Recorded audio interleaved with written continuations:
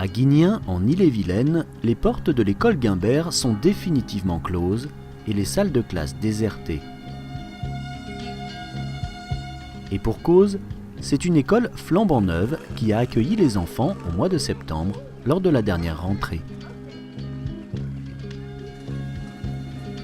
On avait une école maternelle et une école primaire qui étaient distantes d'1 kilomètre. Et ça faisait des années que ça durait. Ça permettait pas trop des rencontres et du travail en commun entre le cycle 1, le cycle 2 et le cycle 3. Et beaucoup de contraintes aussi au niveau du restaurant scolaire qui se situe sur ce site-là. Parce qu'effectivement, il y avait un bus qui était mis en place, aussi bien pour la garderie que pour la cantine, quoi. Et on a eu l'opportunité en 2009 de faire l'acquisition du terrain qui se trouvait en face de l'école maternelle, et ce qui faisait un pôle, un ensemble scolaire avec le collège qui est également à côté de l'école maternelle. Donc durant les 2009 à 2011, il a fallu faire l'acquisition du terrain, convaincre la municipalité, convaincre le vendeur qui avait aussi d'autres projets pour ce terrain-là. Et puis dès qu'on a eu cette validation, ensuite il a fallu se plonger dans le financement de notre projet.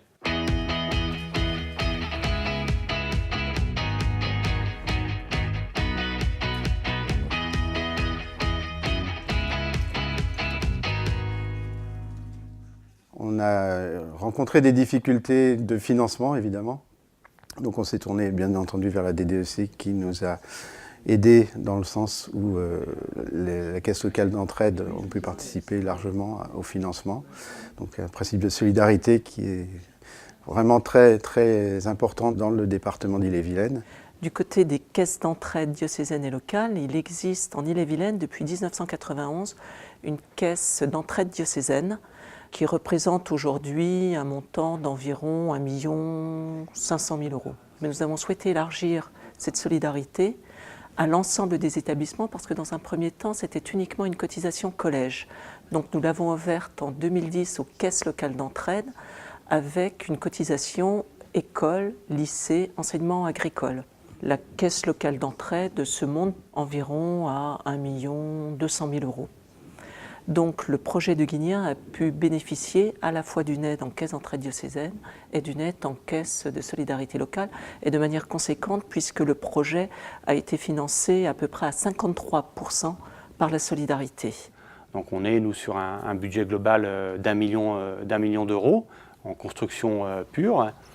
Et sans une aide plus large des caisses locales et sans un soutien de la DDEC et de l'UDEGEC au niveau départemental, on n'aurait pas réussi à mener ce projet-là. Donc vraiment, on a été séduit par l'écoute, l'accueil, les conseils des différentes caisses locales et donc de leur réponse positive en termes de financement. Parce qu'on on leur demande des sommes importantes qu'on va s'engager à rembourser, parce que c'est un prêt et on va les rembourser en vendant, en valorisant notre ancien établissement. Mais pour qu'elles puissent nous donner ce budget-là, il fallait qu'elles aient confiance en nous et on est vraiment satisfait de cet échange-là.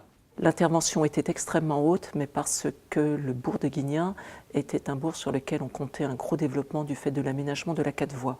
Donc il nous fallait parier sur ce lieu et mettre l'intervention financière en conséquence.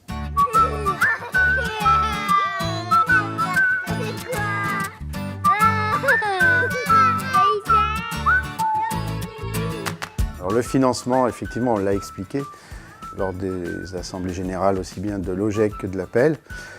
On a aussi expliqué le côté caisse locale d'entraide, c'est la solidarité. Et les familles l'ont bien entendu, même si quelques familles, effectivement, ont dû être rassurées par notre discours ensuite. Il fallait d'abord montrer que ce qu'on allait allouer au financement et à la construction n'allait pas impacter le fonctionnement pédagogique de l'école. Donc il fallait être sûr déjà que les cotisations scolaires soient vraiment en ligne avec la moyenne départementale. Et durant ces 6 années, on s'est assuré à monter progressivement pour être dans la moyenne départementale et sécuriser l'aspect pédagogique du fonctionnement de l'école. Le mécanisme des cotisations est le suivant. Une cotisation à l'élève dans les écoles qui a évolué en 4 ans de 5 € par élève et par an à 12 € par élève et par an. Dans les collèges, on est parti d'une cotisation qui préexistait mais que nous avons un peu baissé, qui a été avec un départ de 45 € par élève et par an pour monter jusqu'à 60 € par élève et par an. Pour les lycées qui ne cotisaient pas du tout, on est passé directement à 45 € par élève et par an pour une progression jusqu'à 60 € par élève et par an. Et pour les établissements agricoles qui ont leur propre réseau, c'est une cotisation de 24 € par élève et par an. Ce principe-là, moi je l'annonce dès l'inscription des enfants, quand je les reçois. Je leur dis voilà, on est dans un réseau qui ne fonctionne pas comme le réseau public, et voilà ce qu'on sait faire chez nous. C'est-à-dire qu'on sait être solidaire vis-à-vis des autres établissements, et mesure tout à fait les bénéfices aujourd'hui de cette action, quoi.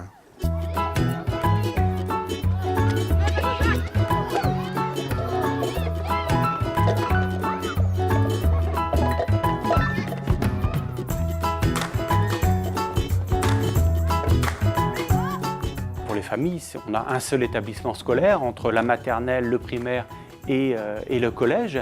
Et donc c'est une simplicité d'organisation. Là, on a la chance d'être dans des locaux spacieux, bien éclairés, très bien équipés, on peut dire, puisqu'on dispose quasiment dans chaque classe de TBI, de tableaux numériques. On dispose en plus d'une salle multifonction qui nous permet de réaliser des choses qu'on ne pouvait pas jusque-là, style activité théâtre ou chant, sans avoir à déménager une classe ou quoi que ce soit. On est à proximité du restaurant scolaire municipal, donc en quelques minutes et à pied, le cheminement se fait sans problème. La même chose pour la garderie du matin et du soir, puisque tout se situe sur le même site. Sur le plan pédagogique également, on va retrouver aussi une vie d'école dans sa globalité.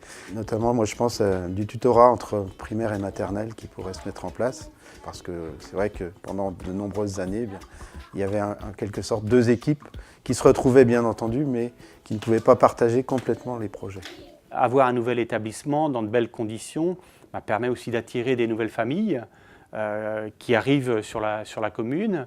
Et on le voit bien dans l'évolution des effectifs entre l'année 2014-2015 et 2015-2016. On a un peu plus de 25 élèves en plus. Et voilà, les tendances continuent.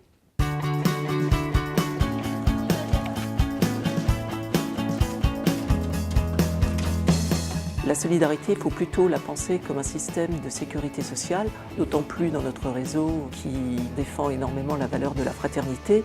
Il ne s'agit pas d'en attendre un droit de retour, mais bien évidemment d'être solidaire avec les établissements qui ont moins de possibilités, parce que l'État n'intervient pas de la même manière en fonctionnement auprès des lycées, des collèges et des écoles.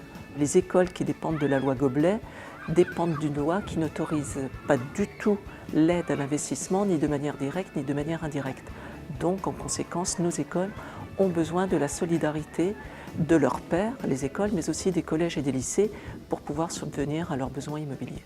Et même si au tout début, chaque établissement, chaque parent d'élève a pu s'interroger sur pourquoi demander un peu plus de cotisation, aujourd'hui, en discutant avec les différents OGEC, on n'est pas là à jalouser les projets des autres, mais on est là à se dire, voilà, j'ai tel établissement, est-ce que dans les 5 ans, je ne vais pas avoir des besoins? Et ça crée plutôt une émulation, une envie de pousser son établissement, de l'améliorer. Ça peut être ou agrandir, refaire une toiture.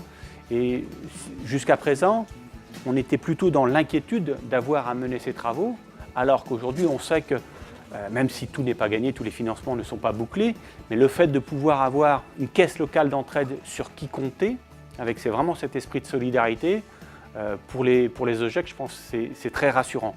Dans l'esprit, je crois qu'on n'a pas le choix, il faut continuer ainsi, et preuve en est, enfin, on réalise de belles choses, et c'est grâce à cela aussi, dans l'enseignement privé, qu'on arrive à fonctionner, et ça fait notre force, quoi.